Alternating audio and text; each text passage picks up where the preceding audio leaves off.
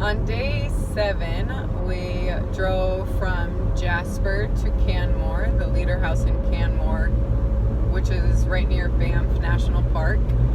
So day 7 was a short drive, like we didn't need to go far, and all along the way we're basically still through Jasper National Park and Banff, and just everywhere you go it's beautiful, beautiful mountains and beautiful scenery, and it's like every river and lake we come across is that bright blue color. It's amazing. So our first stop down the road, we stopped at this little waterfall, walked around there for a little bit. It was cool because it was still early in the morning, so there was like frost on a lot of the trees and it was melting in the morning sun.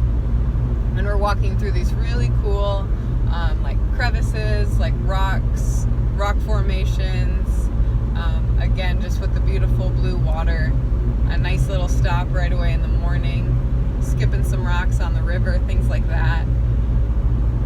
Then we made our way to Lake Louise, and Lake Louise is really famous. We have not seen that many people in our whole journey, and we were all kind of shocked. We were like, dang, we are officially back in national park territory. Like, this is where everyone goes when they think of Western Canada. And yeah, it was packed, kind of overwhelming. Trailer driving there, oh my gosh, I can't imagine doing that all summer. It's crazy. So I get into this parking spot, me with my trailer, perfect, I'm perfectly lined up. Then this guy comes over and he's like, we got there kind of late in the afternoon, like maybe 2 o'clock, you know, late for like getting to a national place or hiking trail or whatever. This guy like insists I should move because he's worried like if other cars come that I'll get blocked in because they'll just kind of like fill me in. So I'm like, well, I'm already kind of in this tight spot, so either I'm going to deal with this now or I'm going to deal with this later, like when we want to leave. Again, I'm completely parked legal and in a pretty good spot. But whatever, this guy's insistent. He wants us to go to this other spot, which was closed before, but he recognized the Backroads vans and ran over to like give us this spot, which in theory was really nice, besides the fact that I was already in a spot. So now I have to get out of this really tight spot, and it was very frustrating to say the least, but I learned a couple new tricks with the trailer. Nick, who's been in the canyons all summer dealing with this, had a few tricks for me, so I learned a lot. But later, when we got back to the parking lot, like it was late, like we weren't leaving till like 7:30. That parking lot that I was in was completely empty, meaning if I would have just stayed parked there, everyone around me would have just had cleared out and I would have been able to pull out fine. Oh my gosh, so that was a little frustrating, but again, learning experience, learned more tricks and skills with the trailer driving and backing up. So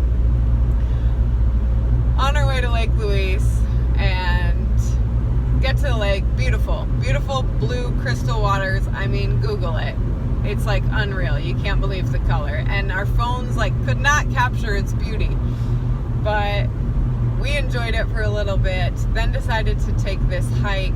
I don't know, we just saw some signs and said, that looks like a cool hike.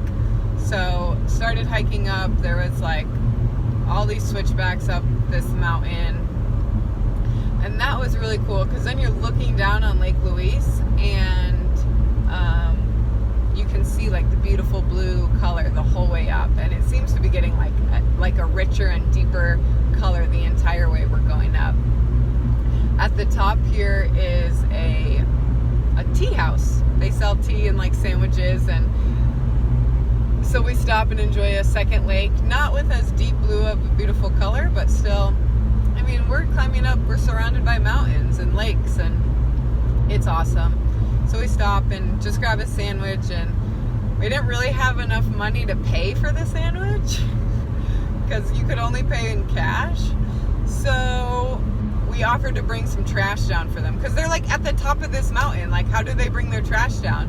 So they like took the offer. So we carried a couple bags of trash back down with us. And again, just kind of a nice laid back hike. I mean, the hike up was pretty steep, but fun time. Again, weaving through forests, and look at me, I'm just getting so tame. I'm like not even excited about awesome hikes and mountains and lakes anymore. No, I am. It's just there's not a whole lot more to say. It was spectacular, and you just have to be there. You just have to go, for sure. So I was really happy that we got to stop at Lake Louise. Definitely overwhelmed with the amount of people there, just in terms of, oh my gosh, we're back in reality. We're back in a national park where everyone's visiting and touring, and of course. So after Lake Louise, we made our way down to Canmore. There's a leader house where a lot of the Canadian backroads leaders live. So we had booked a couple beds there. So we go there, meet some of the people, and there's like a tavern right across the street from that place, which is pretty cool. So again, we're always rolling in places late. So it's like 8:30, we're starving, and we decide to go across the street to this tavern and get some dinner.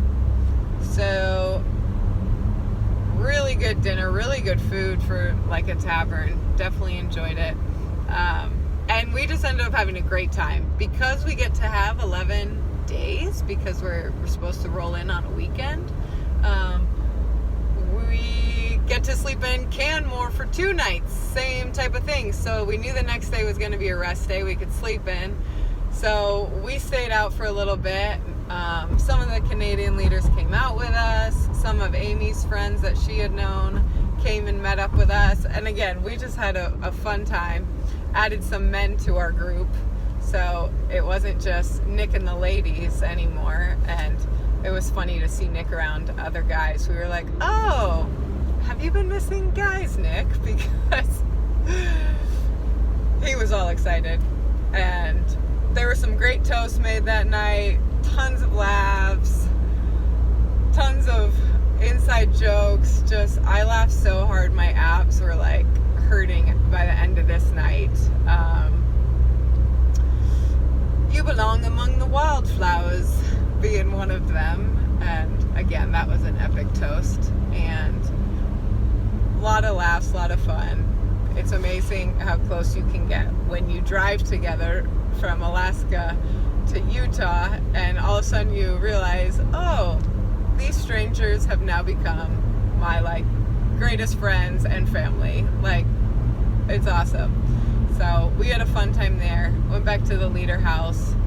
Had some difficulty finding beds since it was late at night, but went to sleep feeling really happy and giggly, and of course cold. It was very cold there. Had to find lots of blankets and stuff. So that was day 7, and then I'm gonna stop it now and I'll tell you about day 8 yesterday as well.